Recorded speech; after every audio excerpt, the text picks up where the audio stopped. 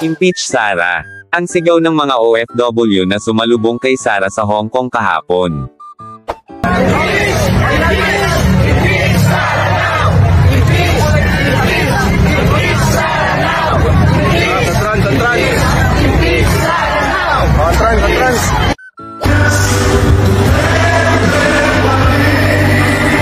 Huwag na tayong magtaka kung nasa 5,000 ang umattend sa pagbisita ni Digong sa Hong Kong.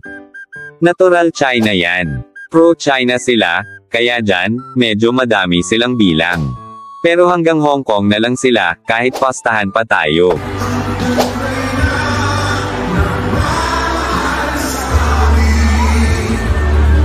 Halos lahat ng nandito ay mga KOJC member ni Pastor Kibuloy.